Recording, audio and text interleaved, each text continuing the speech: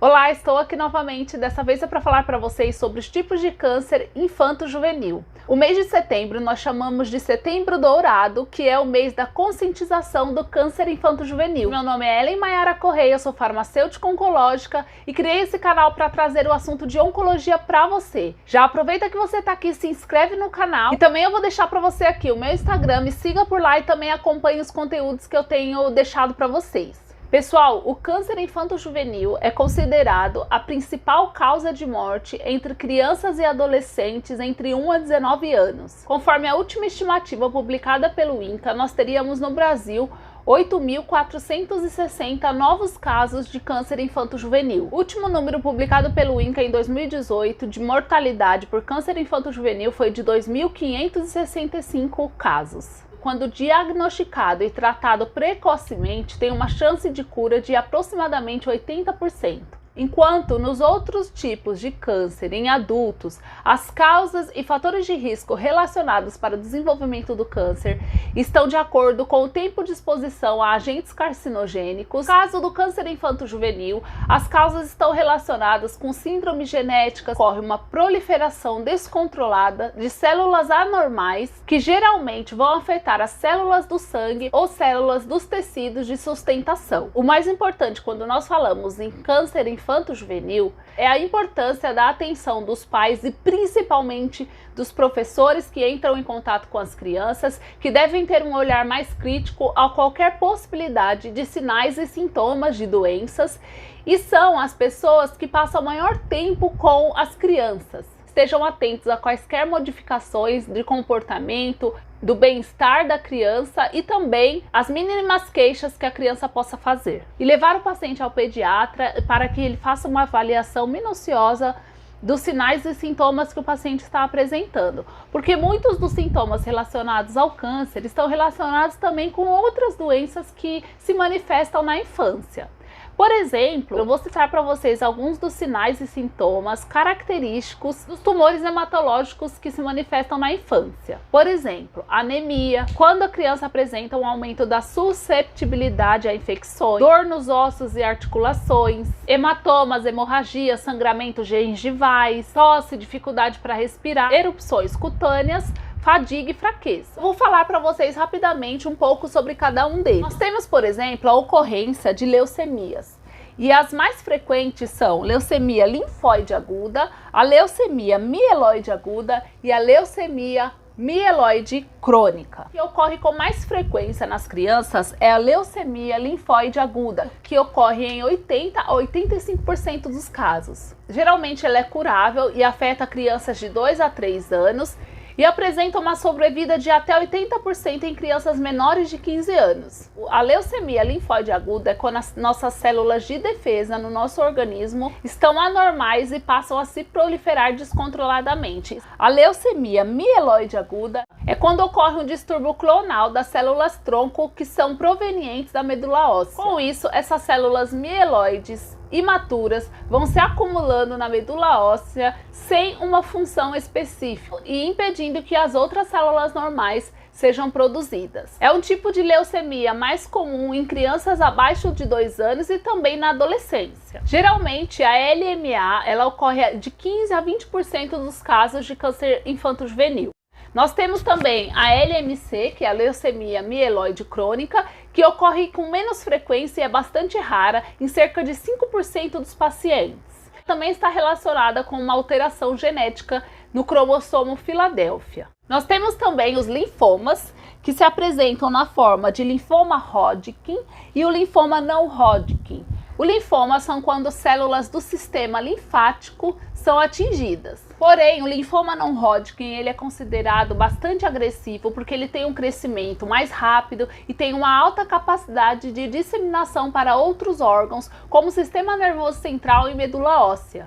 E também ele pode se manifestar em crianças que já passaram por algum transplante de órgãos, como fígado, coração ou medula óssea. Geralmente, o tratamento para o linfoma não Hodgkin é sistêmico e com quimioterapia, e em casos bastante específicos é utilizado a cirurgia quando não houve sucesso com a quimioterapia. Já o linfoma Hodgkin, ele tem um crescimento mais lento e a sua disseminação ocorre no sistema linfático. E pelo menos de 70 a 90% dos pacientes em estágio avançado da doença estarão livres da doença após pelo menos 5 anos. O neuroblastoma é um tipo de câncer que acomete crianças menores de 10 anos. Incluindo também recém-nascidos e lactentes. Geralmente a doença surge na glândula adrenal que fica acima do rim, que leva ao aumento do abdômen. Pode também surgir em regiões paravertebrais, causando fraqueza nos membros. Geralmente a criança apresenta irritabilidade, palidez, emagrecimento, febre e dor óssea. E esses sintomas geralmente aparecem quando o câncer já está disseminado. Temos o hepatoblastoma, que é um tipo de câncer que afeta o fígado da criança. Geralmente atinge crianças menores de 3 anos e é raro em crianças maiores do que 5 anos. É mais comum no sexo masculino e de 70 a 80% dos casos apresentam a cura com o tratamento. O paciente apresenta perda de apetite, dor abdominal, icterícia, náuseas, vômitos, febre. Temos também outro tipo de câncer que é o mais frequente em crianças, que é o osteosarcoma. São tumores que afetam os ossos das crianças e causam uma dor local e geralmente se manifesta principalmente nas pernas, e a principal queixa é a alteração na marcha da criança. Um outro tipo de osteosarcoma prevalente em crianças é o sarcoma de Wien. É bastante frequente na infância e na adolescência. Ele é um tumor altamente agressivo que atinge partes moles como músculo e cartilagem. O tratamento para a doença localizada apresenta grandes chances de cura de aproximadamente 70 a 80%, e o tratamento em casos metastáticos, geralmente a sobrevida é de aproximadamente 30% dos casos. Já o retinoblastoma é um tipo de câncer que afeta as células da retina. Geralmente aparece antes dos 5 anos e afeta um ou ambos os olhos. Um dos principais sinais é o reflexo brilhante no olho da criança, e é parecido com o brilho do olho de gato.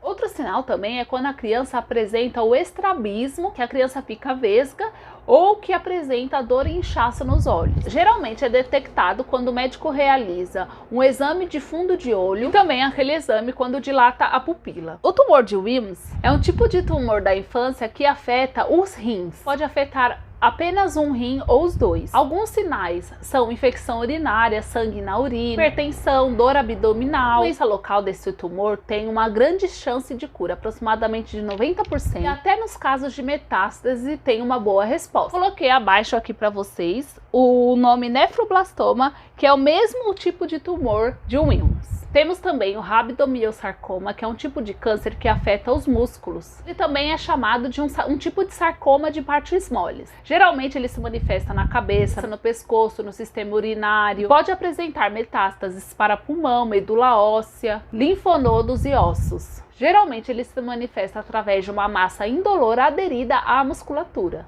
Ele é um tipo de câncer que pode causar obstrução nasal, tensão de urina. Existe um outro tipo de tumor que acomete crianças, são os tumores de células germinativas, testículo nos meninos e o ovário nas meninas. Geralmente o paciente vai apresentar uma dor abdominal crônica ou aguda e puberdade precoce. Então, pessoal, esse vídeo ele foi um apanhado dos principais tipos de câncer na infância e adolescência.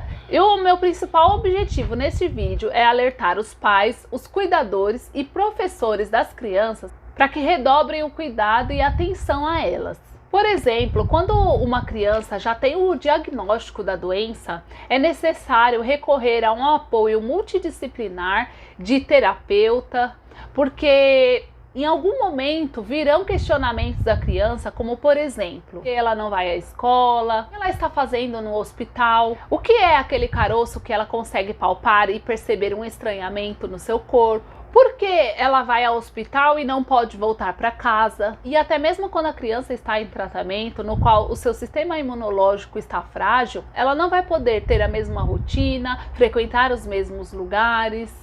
E é muito importante para os pais buscar profissionais para que compreendam e estejam preparados para os recursos necessários de resposta a essas perguntas que um dia virão e também para tratar o medo e a ansiedade proveniente do tratamento. É muito importante saber respeitar o limite da criança com a ajuda do profissional, utilizar recursos lúdicos e até mesmo o silêncio neste momento para a criança. E através do apoio psicológico será possível o uso de uma linguagem adequada, mesmo porque as crianças e adolescentes nessa fase passam por um processo de humanização muito grande e apresentam surpreendentemente superações do enfrentamento desta doença. Então, somente para finalizar, eu ressalto a importância do olhar minucioso e criterioso à sua criança. E é só uma fase no qual a criança passará e isso o tornará um adolescente e um adulto mais forte para o enfrentamento das circunstâncias da sua vida no futuro. Muito obrigado pela atenção, eu peço que vocês continuem acompanhando o meu canal. Muito obrigada!